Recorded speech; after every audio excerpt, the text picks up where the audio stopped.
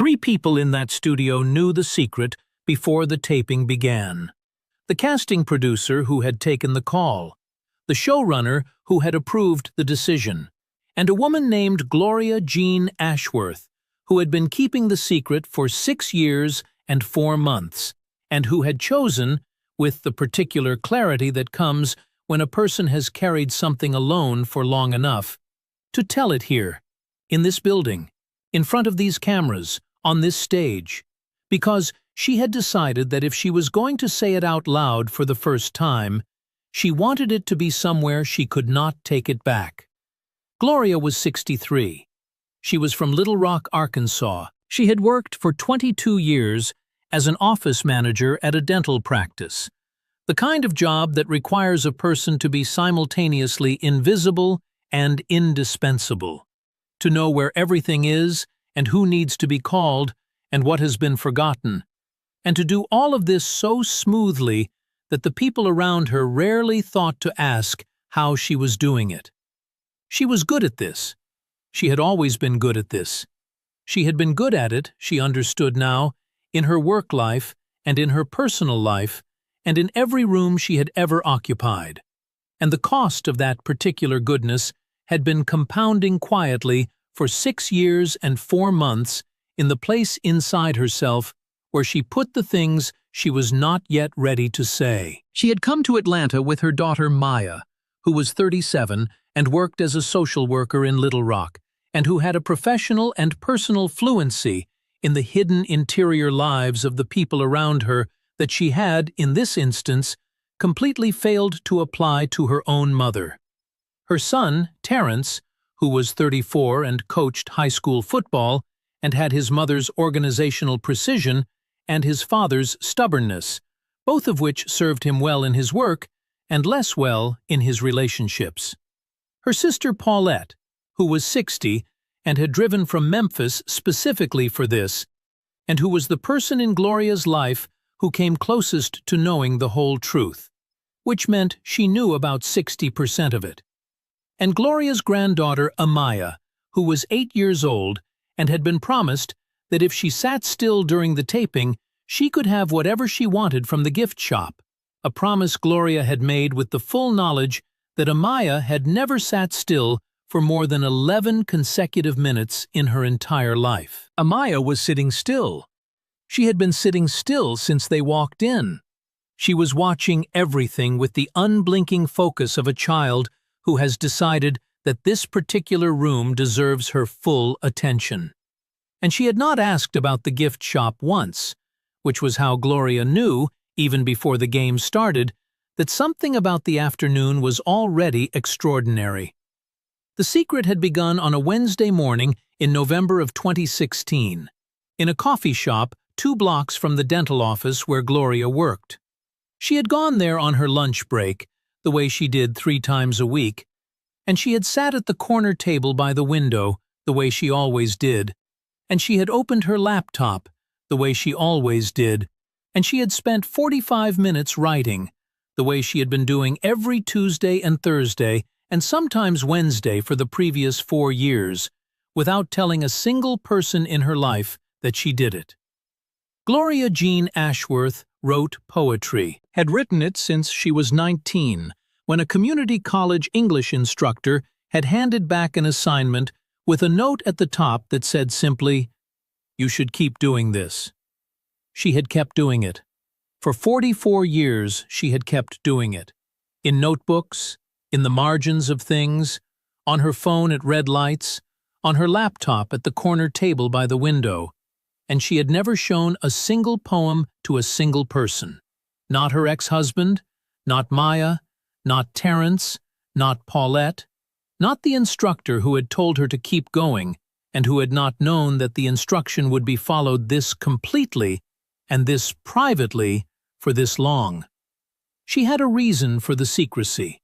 It was not shame, exactly. It was closer to the feeling of having something that belonged entirely to herself, the way Vernell had had her jar, the way other people have a room they go to alone, and understanding that the moment she showed it to someone, it would become partly theirs, subject to their response, altered by being seen. She had not been ready for that. For 44 years, she had not been ready for that. What happened on that Wednesday morning in November of 2016 was that she had been writing at the corner table and had, without planning to, written a poem about her mother. Her mother had been dead for 11 years by then. The poem had arrived the way the true ones arrived, not built but found, not constructed but uncovered. The words already there in some order she had only to locate. She had written it in 31 minutes and read it back and understood that it was the best thing she had ever written, which also meant it was the truest thing she had ever written, which also meant it was the thing she had been most afraid to say. She had closed the laptop. She had sat at the corner table for a long time. Then she had done something she had never done in 44 years of writing. She had submitted the poem to a literary journal, not under her own name, under the initials GJA, which was close enough to be honest and far enough to be safe. The journal had published it 4 months later. She had received a contributor's copy in the mail and had put it in the drawer of her bedside table without showing anyone. She had submitted again, and again. In the 6 years and 4 months between that Wednesday and the Atlanta taping, GJA had published 37 poems in 19 literary journals. One poem had been selected for a national anthology. One had won a regional prize that came with a certificate and a check for $300, both of which were in the same bedside drawer as the contributors' copies. Maya had found the drawer in August of 2022. She had not been snooping. She had been looking for a pen in her mother's room during a weekend visit and had opened the wrong drawer and seen the stack of journals and the certificate and had stood there for a moment with her hand on the drawer pull, trying to understand what she was looking at. She had closed the drawer without taking anything out. She had gone back to the kitchen. She had said nothing to her mother that weekend because she had understood, in the way people who work with hidden things for a living sometimes understand, that this was not her information to surface, that the surfacing belonged to Gloria. She had told Paulette. Paulette had been quiet for a long moment on the phone and then said, "I knew she was writing something. I never knew what." Then, "She needs to tell people." Maya had said, "She'll tell people when she's ready." Paulette had said, "She's been ready for 44 years and she just hasn't known it."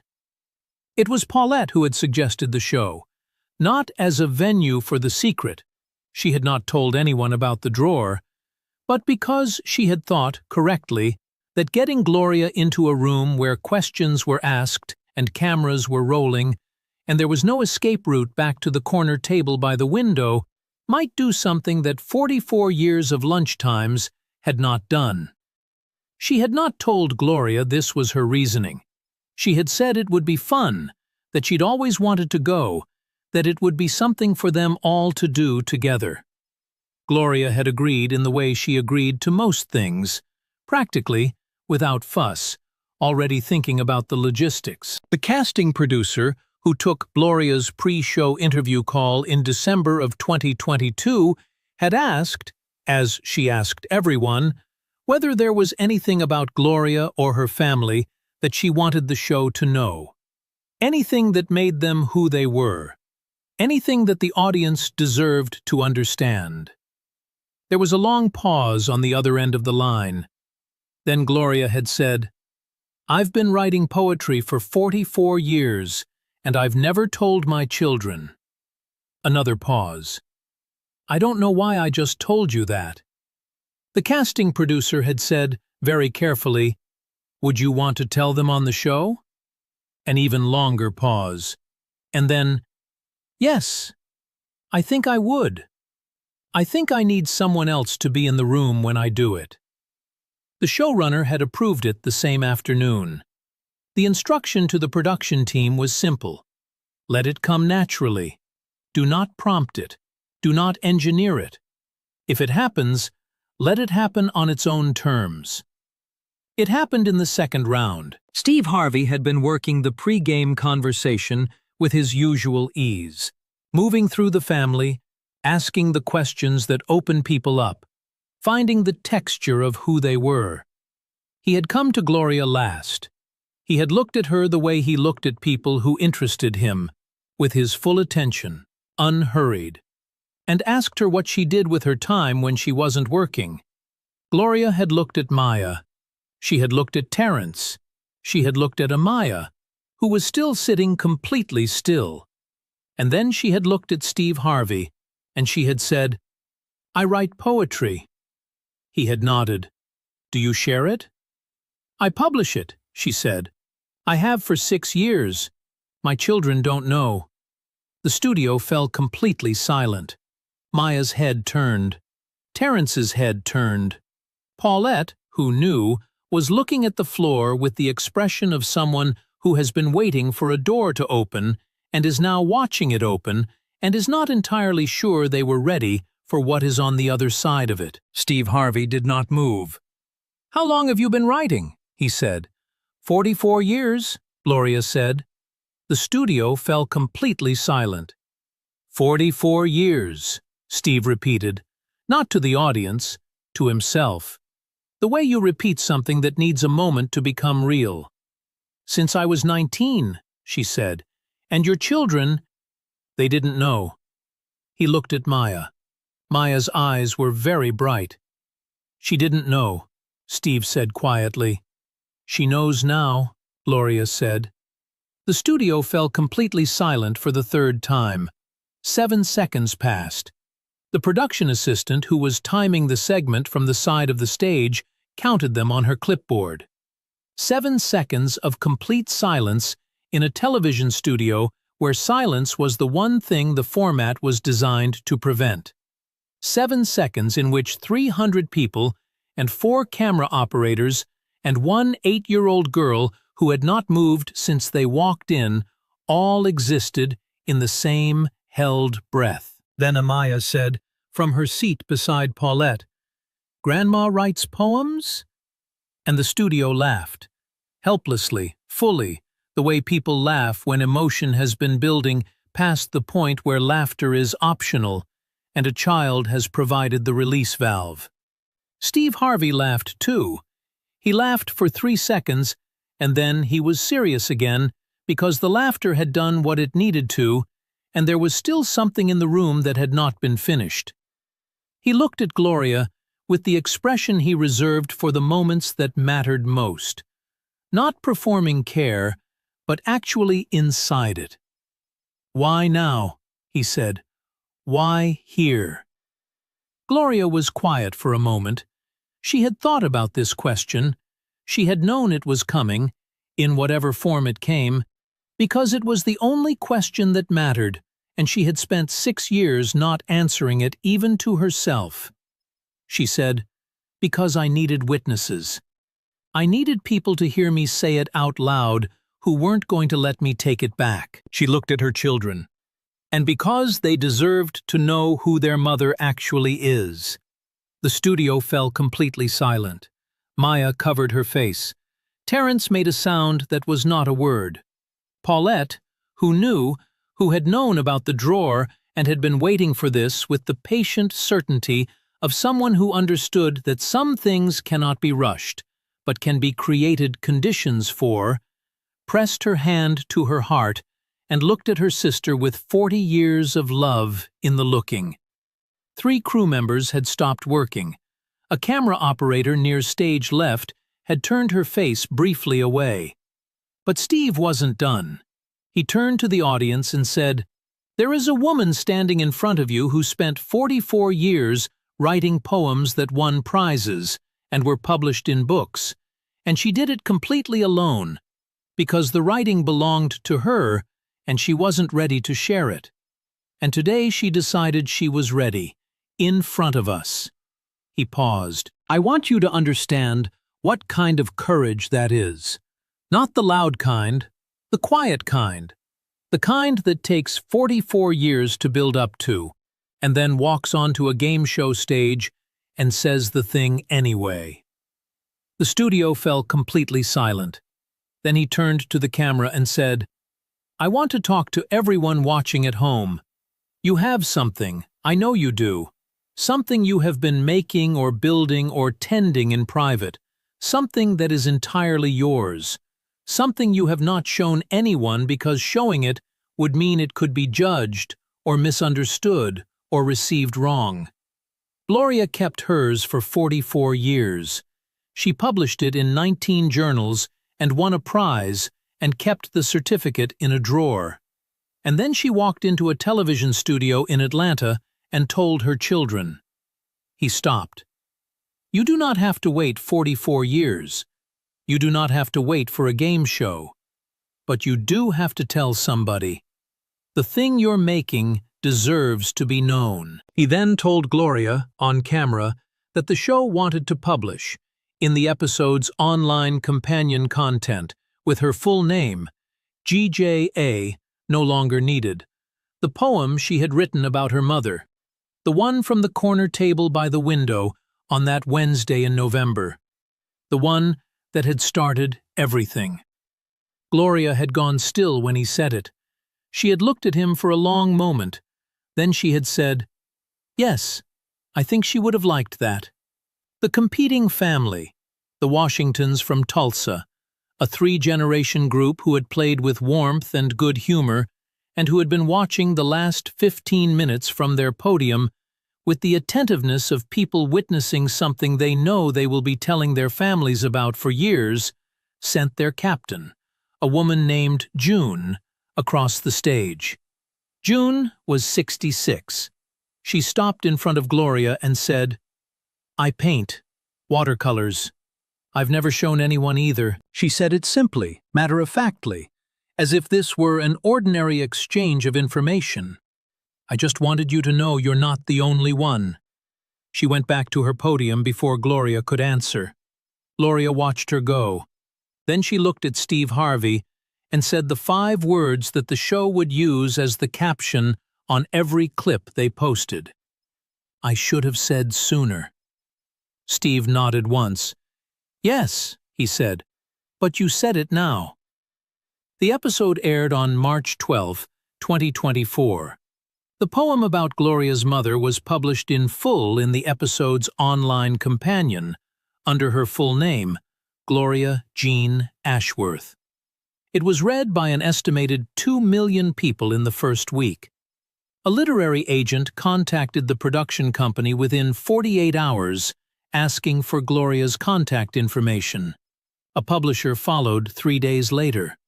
The clip of the 7 seconds of silence had been viewed 11 million times by the end of the first month. The comments, 460,000 of them, were overwhelmingly people writing about their own hidden things, their own drawers, their own corner tables, the thing they had been making alone that they had not yet told anyone about.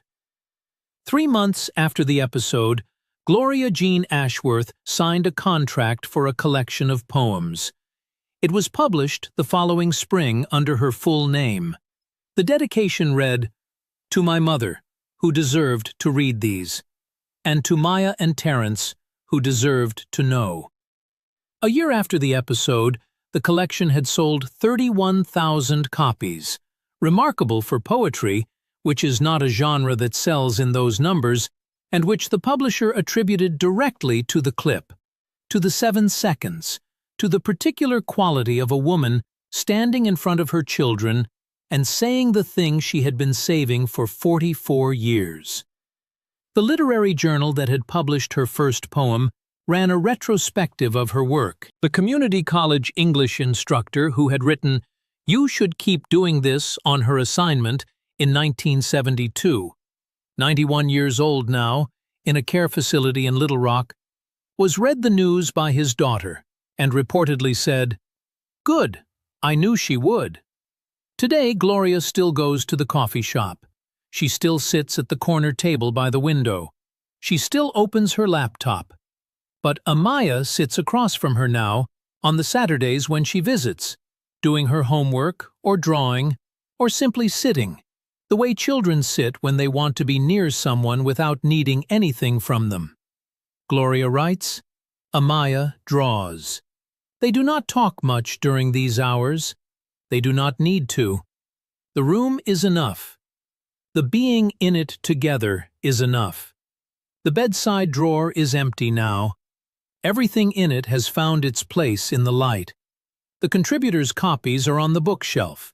The certificate is on the wall. The $300 check was cashed and spent on a dinner, the night of the contract signing, with Maya and Terrence and Paulette and Amaya, at a restaurant in Little Rock where Gloria ordered whatever she wanted and did not think once about being practical. There are things we keep so long they begin to feel like secrets. They are not secrets.